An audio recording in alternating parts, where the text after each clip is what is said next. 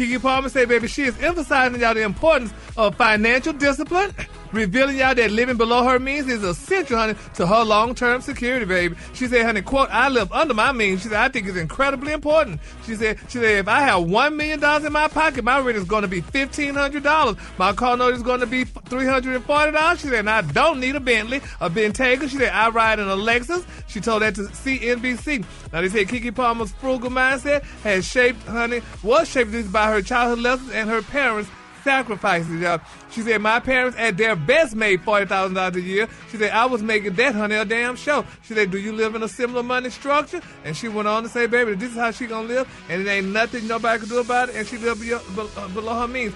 And you know what? It bothers me, though. What? When people do that and say that. Why? Okay, you live below your means.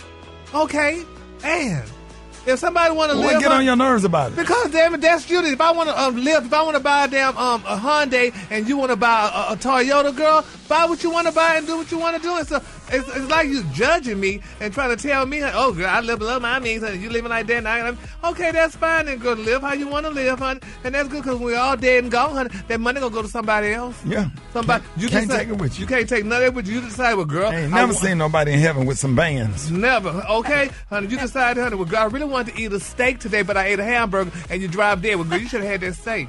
Yeah. So honey, that's just me. Don't you say that all the time? What? You say that all the time. How you don't pay for parking, you live below your means, you eat at Popeye's Chicken, you eat McDonald's. Yeah, but I don't judge people. You're judging people now. No, I'm not judging people now. I'm just saying. We went to the mall and you seen all them black people in there. You got scared, talking about we need to leave out of here. Well, but that was a good life decision, though. Yeah, okay. Baby. No, sir. That's judging people. That sounds judgy. That's just being cautious. The man that was in the store, in the mall, that kept coming in and out and looking around or whatever. Yes, he made me nervous. That's called good survival instinct. Yeah, you're damn right, honey. I'm sorry, honey. If you don't look like me, honey, I'm nervous.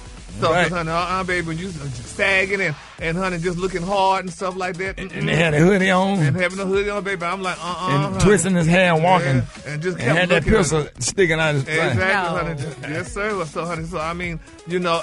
That's judging, though. That's not judging. That's being very careful, honey. I'm like, they say, follow your gut instincts. My gut instincts told me, honey, if I had a damn $1 million to eat a steak, honey, and not a hamburger that they could find, say, well, you know, I can finally eat a steak, honey, and let the hamburger go.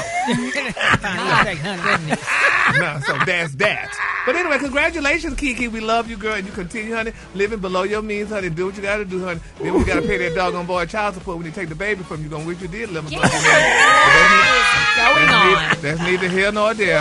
Moving on, in other celebrity news, y'all, Wendy Williams, baby, this girl reportedly, y'all, moved to the memory care unit after allegedly sneaking to the rooftop bar and just having a drink, honey, on her 60th birthday. Now, there's a new documentary shedding light, y'all, on the dramatic moment, honey, in Wendy Williams, you know, ongoing health battle. It's called Trap. What is happening to Wendy Williams? They say it premiered on May the 19th on the ID channel and claimed the former daytime host, y'all, was moved to a memory care floor, honey, after sneaking up to a rooftop bar on her 60th birthday for a refreshing beverage. And I think there's nothing wrong with that. They say, quote, Wendy was on the 3rd floor and, honey, on her birthday, she decided to get in the elevator. They say it went all the way up to the rooftop bar. That was the journalist Diane Diamond said she ordered a drink and then another one, and she got drunk, baby. They said she had a relapse, child. But it was her 60th birthday. Now, they said that incident reportedly led to her being transferred to the locked memory unit. Her treatment is to be sent to a much more restrictive ward. And they say, honey, it's touching. So they locked her up because of that? Yeah, because when they said she wasn't supposed to have nothing to drink. Yeah, I guess not, though. At least not 2 or 3 drinks. But it was her 60th birthday, honey. She lived to see 60. Yeah. So, I mean, you know, it looked like to me they would have let her do it, but they put this girl, they locked her up, honey. Somebody said they said that some locked up in that won't let me out. But nevertheless, she, you know, doing what she have to do. Wow, Gary. And just mumble man. Wow. Wow. But you had to throw the song in there, didn't you? Yeah, cause it just came to mind. Right. But anyway, we're gonna keep Wendy lifted up in our prayer because we love Wendy Williams, and I say TV ain't been the same, honey, since Wendy Williams left, y'all. It has not. That chair, what they call that chair, the hot topic chair. The hot topic chair, baby. Miss Williams and her purple chair, honey. That was that, honey. And then my quick for free story, y'all. Ivanka Trump, baby, President Trump's daughter, y'all. They say, baby, honey, her marriage might be over. They say this girl went looking for that NFL player who said that she was beautiful. Now, Rocky there said that the president's daughter, honey, shocked the Philadelphia Eagles staff, honey, when she showed up at the team's facility looking for one Negro. Now, they're saying, y'all, his name is Elias Ricks.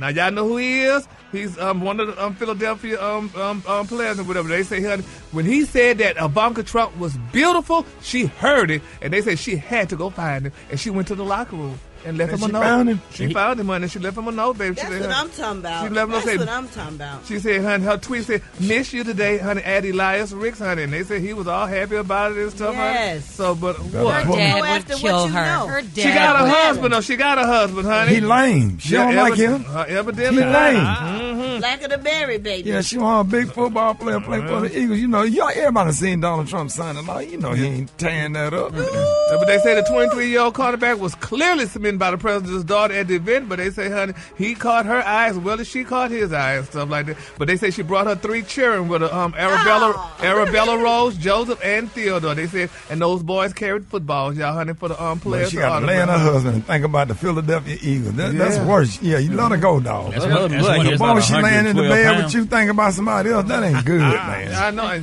but you know what? But that's why they're going to stop these African American guys from playing football at night. Because I never forget when I was in broadcasting school, they said, honey, they didn't put black men on the news at night because at night, that's the last thing, honey, a European woman saw before she went to bed. Say, man. Gary, you a lie. So that's what they said. What? Girl, that's what they said. That's why they said they hardly had black men on the news at night. That's what I was told. Some of the top 3 most nonsensical things you ever said. Yeah, well, I'm just He telling said you. that's going to be in their mind when they go to sleep. Yeah, they go in their mind and look at Ivanka, baby, honey, thinking about Elias, honey, at home, honey, with her good husband. That's one of your They boys, got Rick, out of Alabama. Roll Tide. What position he played? Defensive back. Oh, yeah. Yeah, if he get a hold of her, it's over. Yeah. He's corn-fed. Got strong core strength. You can't compete with that. That's a problem. You can't, That's a problem. You can't compete with that. You look at her husband and you got a cornerback. You know how to run faster backwards than some people know how to run fast forward. Cornerback or a strong safety get a hold of him. If a cornerback, a strong safety, or a free safety, they get your girl, it's over. Let them have her. Like And you we can used to- compete with a defensive end or defensive line because they're going to be fat. Like we used to say in school, defense, attack. Sack that quarterback. ACK, defense, attack. The Kalula Day is roast on the hand. You say roast on the lunch. Just say beautiful, dusty pink. That's your Kalula for the day. Y'all give it up for Gary with the T. I love that song. Yes, All right,